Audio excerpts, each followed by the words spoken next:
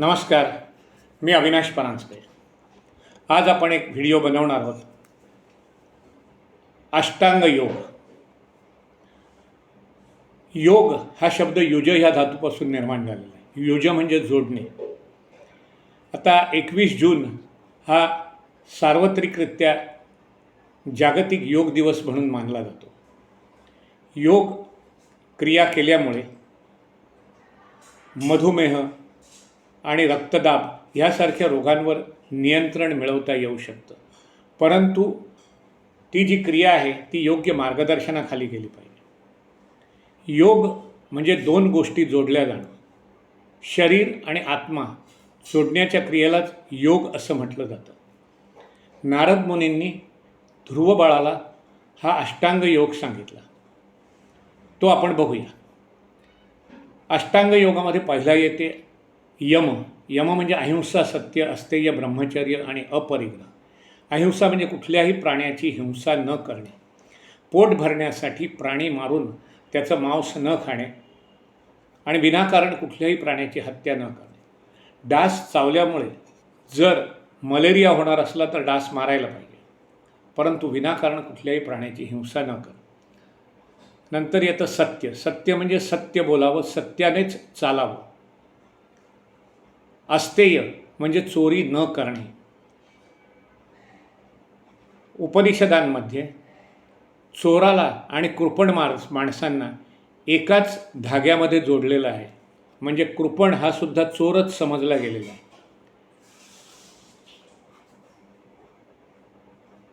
ब्रह्मचर्य। ब्रह्मचर्य हे ह्याचं ढळढळीत उदाहरण म्हणजे भीष्माचार्य। प्रभू रामचंद्र, लक्ष्मण, भरत आणि शत्रुघ्न यांनी सुद्धा 14 वर्ष ब्रह्मचर्यच पाळलेलं होतं। अहिंसा, सत्य, अस्तेय, ब्रह्मचर्य आणि अपरिग्रह। अपरिग्रह म्हणजे अनावश्यक गोष्टींचा साठा न करणे, आपल्याला आवश्यक आहेत तेवढ्याच गोष्टी आपण ठेवणे। पवहारी बाबा नावाचे एक मोठे संन्यासी होऊन गेले, धष्टपुष्ट होते तब्येतीने। विवेकानंद फिरत फिरत पायी चालत असताना एकदा ह्या पवहारी ऋषींच्या आश्रमात आले आणि आश्रमात आल्यावर त्यांच्याबरोबर त्यांच्या गप्पा सुरू झाल्या। त्यांनी विचारलं की तुमच्या आश्रमामध्ये फारच थोड्या वस्तू दिसत आहेत, एवढ्या वस्तूंवर तुमचं कसं काय चालू शकतं? तेव्हा पवहारी बाबा म्हणाले, एकदा एक चोर माझ्या आश्रमामध्ये शिरला आणि काही वस्तू घेऊन पळाला। मग मी त्याच्या मागोमाग धावलो। चोर घाबरला, कारण त्याला वाटलं की आता हे पवहारी बाबा धट्टेकट्टे आहेत, आपल्याला मारणार बहुतेक। परंतु पवहारी बाबा त्याला आश्रमात घेऊन आले आणि म्हणाले, तू ज्या चोरलेल्या वस्तू आहेस त्या तर घेऊन जा, परंतु आणखी नाही का काही अनावश्यक गोष्टी माझ्या आश्रमात आहेत त्यासुद्धा घेऊन जा। त्या वस्तू त्यांनी दिल्याने चोराला आश्चर्य वाटलं, चोर निघून गेला। विवेकानंदांबरोबरच्या गोष्टी झाल्यानंतर विवेकानंद दुसऱ्या दिवशी परत प्रवासाला निघाले। फिरता फिरता ते एका साधूच्या आश्रमात गेले। त्या साधूबरोबर त्यांची परत चर्चा सुरू झाली। तेव्हा पवहारी बाबूंनी सांगितलेली गोष्ट, चोराची गोष्ट, त्यांनी त्या साधूला सांगितली। तेव्हा तो साधू म्हणाला की ही गोष्ट मला माहिती आहे। विवेकानंद म्हणाले की तुला ही गोष्ट कशी माहिती आहे? तेव्हा तो साधू म्हणाला की तो चोर मीच होतो। अपरिग्रह म्हणजे अनावश्यक वस्तूंचा साठा न करणं। आर्य चाणक्याने जेव्हा चंद्रगुप्ताला राज्यावर बसवून ते वनात निघून गेले, तेव्हा त्यांच्या आश्रमामध्ये कोणत्या गोष्टी होत्या?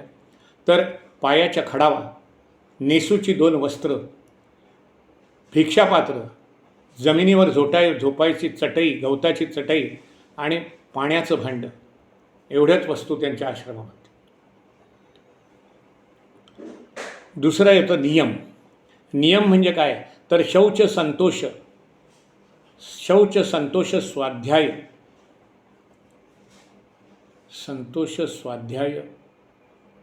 तपस आणि ईश्वर प्रणिधान। शौच म्हणजे शुद्धता। पूर्वीच्या काळी आंघोळ ही जल आणि मृत्तिकेच्या द्वारेच केली जायची। सगळी माती स्वच्छच होती, प्रदूषण नव्हतं, परंतु आंघोळ ही केली तर ती बाह्य शुद्धी झाली। दुसरी शुद्धी म्हणजे आपलं आचरण अतिशय शुद्ध ठेवणं, सत्याने वागणं आणि चांगल्या मार्गानेच धन मिळवणं, ही झाली आचारशुद्धी। आणि अशा चांगल्या मार्गाने मिळवलेल्या धनाने आपला आहार करणं म्हणजे आहारशुद्धी। परंतु ही सुद्धा बाह्यशुद्धी झाली। आणखीन एक शुद्धी आहे आणि ती म्हणजे आंतरशुद्धी। आपलं मन, आपलं अंतःकरण कपटरहित आणि द्वेषरहित ठेवणं म्हणजेच अंतर्शुद्धी.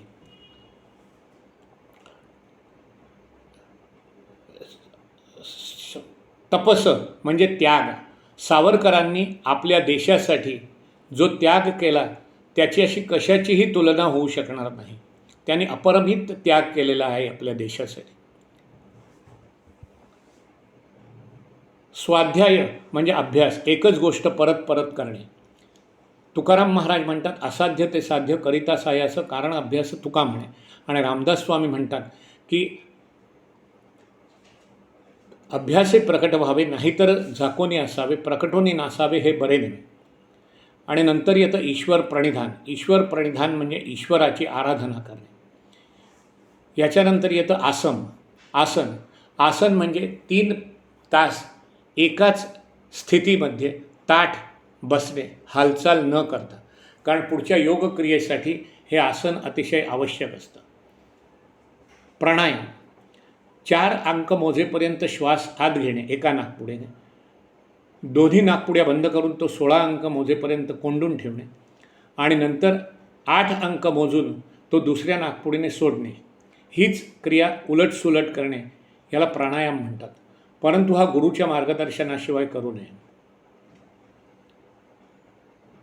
प्रत्याहार म्हणजे आहार आपला एवढाच ठेवायचा की आपल्याला शरीर आपलं जे आहे ते हलकं राहील, आपल्या सगळ्या शारीरिक क्रिया ह्या उत्साहाने पार पडतील, अनावश्यक शैथिल्य येणार नाही, उदासीनता वाटणार नाही, एवढंच आपला आहार ठेवायचा. कांदा आणि लसूण वर्ज्य करायची, हा प्रत्याहार. ह्याच्यानंतर येते धारणा. धारणा म्हणजे आपण एखादी निश्चित ध्येय ठेवून द्यायचं आणि त्या ध्येयाच्या दृष्टीनेच आपली वाटचाल चालू करायची. त्या वाटचालीपासून आपण परावृत्त न होणे म्हणजे धारणा, मनाचा निश्चय करणे. त्याच्यानंतर येतं ध्यान. ध्यान म्हणजे काय तर परमेश्वराची किंवा कुठल्याही आपल्या आवडत्या देवतेची मूर्ती आपल्या डोळ्यासमोर ठेवायची. नंतर डोळे मिटायचे आणि डोळे मिटल्यानंतर ती मूर्ती आपल्या डोळ्यासमोर आली पाहिजे. हीच क्रिया वारंवार करायची. आणि नंतर समाधी म्हणजे काय तर तो परमेश्वर किंवा त्या परमेश्वराची मूर्ती म्हणजे मीच आहे अशी अवस्था जेव्हा प्राप्त होते तेव्हा त्याला समाधी असं म्हणतात. ह्यालाच अष्टांग योग असं म्हटलं जातं. ध्रुव बाळाने नारद मुनींनी सांगितल्याप्रमाणे हा अष्टांग योग ही क्रिया केली आणि त्याला भगवान विष्णूंचं दर्शन झालं. नमस्कार. ह्या ठिकाणी मी आपला व्हिडिओ संपवतो आहे. आपल्याला हा व्हिडिओ आवडला असला तर लाईक करा, सबस्क्राईब करा आणि शेअर करा. नमस्कार.